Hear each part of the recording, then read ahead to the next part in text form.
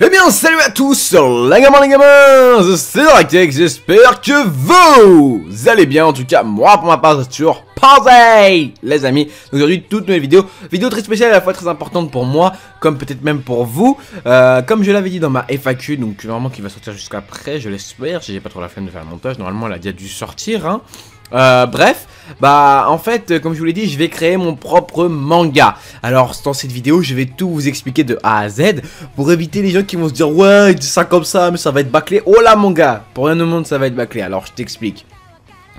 Déjà le manga, va y avoir la synopsis, parce que j'ai la flemme de vous l'expliquer. Mais normalement va y avoir la synopsis qui va apparaître sur l'écran, normalement. Donc pour ce voilà, tu mets pause vite fait, tu la lis, et puis voilà. Alors, pour ce qui est du manga, comment je vais procéder? Alors déjà, la première question qui est quand même posée, c'est quand est-ce qu'il va sortir? Alors ça, je peux vraiment pas te le dire. Ça, je peux vraiment pas te le dire, ça dépendra de la progression qu'on va faire. Ça dépendra de ma vitesse, parce que... c'est un peu moi la base, tu vois, du truc, c'est un peu la logique, c'est moi le scénariste, donc c'est moi qui dois tout trouver, tout. Donc après, après je vais avoir des dessinateurs et tout, même des coloristes et tout, voilà.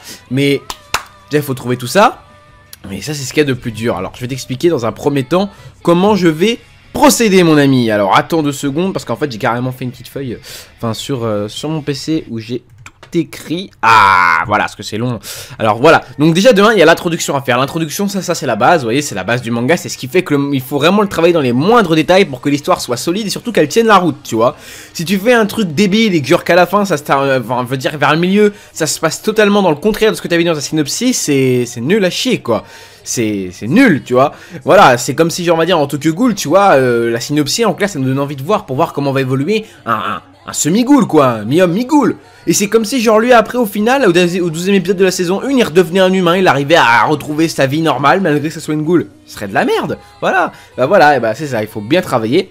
Ensuite, il faut que l'univers soit adapté à l'histoire. Donc l'univers, j'hésite encore un petit peu dans quel univers je dois centrer l'histoire, tu vois. Si je la mets, par exemple, au jour d'aujourd'hui, si je la mets un peu dans le futur, plus dans le passé, vers l'époque de la Renaissance, voilà, tu vois le délire, tu vois, genre vers l'époque FMA, genre vers le 18e siècle, ou sinon je la mets dans notre époque à nous, l'an 2000, enfin au 21e siècle, voilà, tu vois, il y a encore tout ça encore qui est compliqué, le lieu, si je le mets... dans les rues de la... enfin, dans les rues... Wouh, en France, en Amérique, Japon. Bon, je pense plus d'un côté Japon. Hein. Je pense plus qu'il sera à Tokyo, Shibuya, Kyoto, Akihabara, je sais pas quoi. Tu vois, Ikebukuro, je sais pas, Nara, voilà. Tu m'as compris. Donc voilà, il y a déjà ça aussi qu'il faut centrer. Ensuite, les méchants. Enfin, les méchants. Les méchants plus tard, tu vois.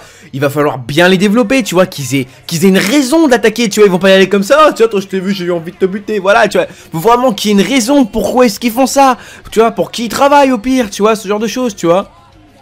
Puis le pire, c'est les personnages secondaires. Il faut bien qu'ils soient travaillés, il faut qu'ils aient un passé, que ça soit triste ou pas triste, tu vois, ça on s'en bat les couilles. Mais qu'ils fassent en sorte que ça sorte pas de nulle part, tu vois. Genre jamais, tu vois, le gars il arrive comme ça, la Walligan, il va d'un seul coup devenir pote avec le protagoniste il accepte, tu vas te dire attends là, il sait pas c'est quoi là, c'est quoi ce délire. Pourquoi il devient pote comme ça, c'est quoi, il vient d'où lui, on sait même pas d'où est-ce qu'il vient, voilà. Tu vois, il faut expliquer tout ça, tu vois. Ensuite, le fond, il faut qu'il soit bien dessiné et pas aléatoire, il faut pas genre voilà, d'un côté, voilà, allez hop, ici plan, scène de rue avec une poubelle, allez hop, derrière, scène plan sur un building, non, il faut vraiment bien trouver, tu vois, il faut centrer un endroit en fait dans l'histoire, tu vois, il faut qu'il y ait un endroit où le personnage principal, donc le protagoniste, aille souvent vers cet endroit, tu vois, qu'on reconnaisse à peu près les lieux, tu vois, qu'on sache à peu près où est-ce qu'il est, tu vois, à ce moment-là, tu vois, des lieux de repère, on appelle ça comme ça, tu vois.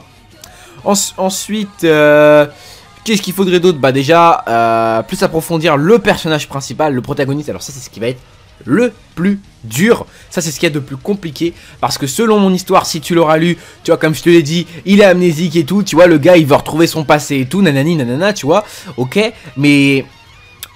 comme je l'ai dit, il a rien d'un être humain. Donc après vous allez le deviner, enfin vous allez le découvrir plutôt, vous n'allez pas le deviner, vous allez le découvrir quand il y aura les scans, parce que oui je posterai les scans, et après par la suite après je ferai le tome. Donc je posterai les scans, bien entendu sur un site d'hébergement que j'ai trouvé, donc pour l'instant c'est rien pour l'instant que je dis, je le dirai en temps et en heure. Voilà, et le protagoniste en fait psychologiquement, voilà je vous donne une petite info, psychologiquement parlant, il n'a rien de normal dans sa tête. Dans sa tête mon gars c'est la zonzon, tu vois, vous allez comprendre, il a en fait...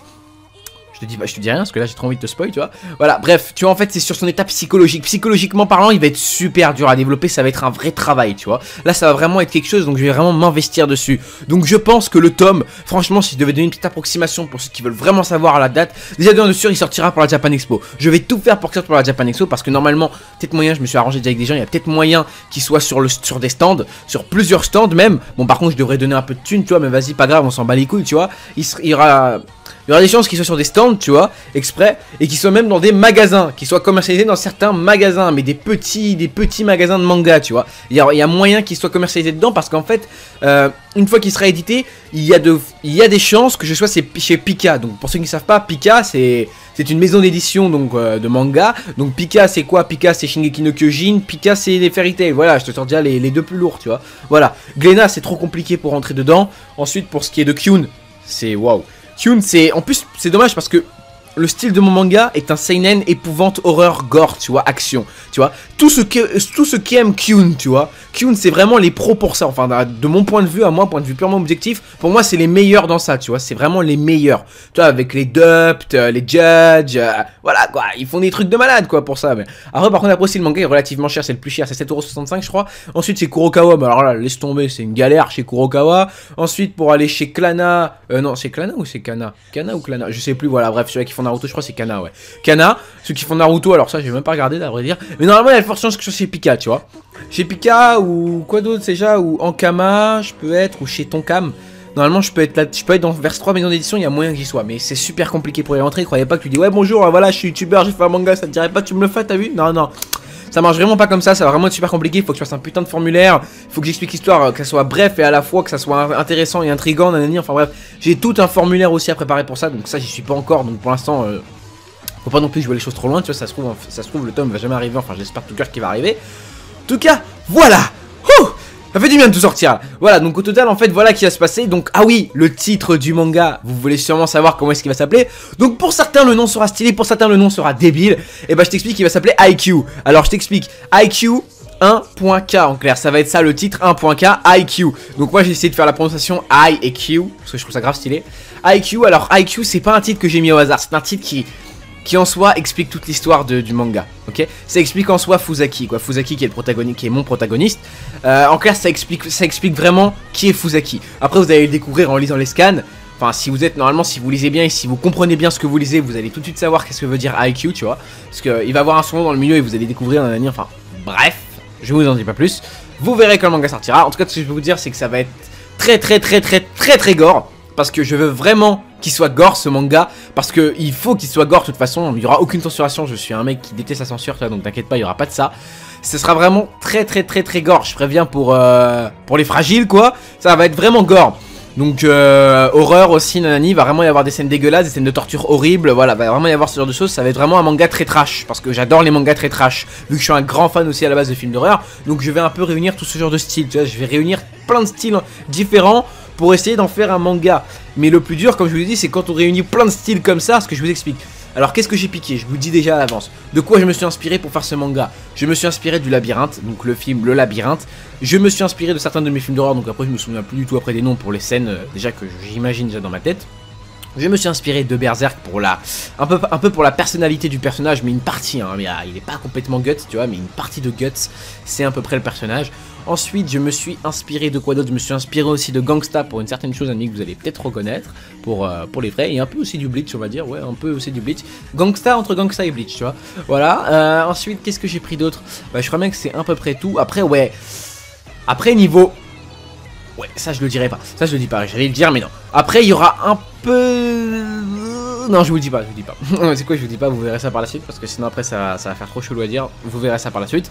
En tout cas voilà, et donc oui, pour ceux qui seraient prêts à m'aider, parce que franchement un petit coup de main ça serait pas de refus, parce que c'est vrai que tout seul c'est un peu compliqué. J'ai déjà une abonnée qui est en train de m'aider en ce moment même. Oui, une abonnée, oui t'as bien entendu, une abonnée, et oui je te répète, une abonnée, ouais qui est en train de m'aider pour le scénar. C'est à dire en fait elle travaille pas avec moi pour le scénario, elle le remodélise mieux afin qu'il soit plus intriguant. Par exemple toi la synopsie, là elle est en train de s'en charger en ce moment même, voilà, donc je lui dis un grand merci à elle. Tu vois, parce que ma synopsie en fait est un peu fade, courte, en même temps je l'ai fait en 2 spies là sur Skype pour ceux qui l'auront entendu. Ce n'est vraiment pas la synopsie, c'est juste une bêta on va dire. J'ai juste mis une histoire comme ça, je l'ai fait en 10 minutes là, cette histoire vite fait.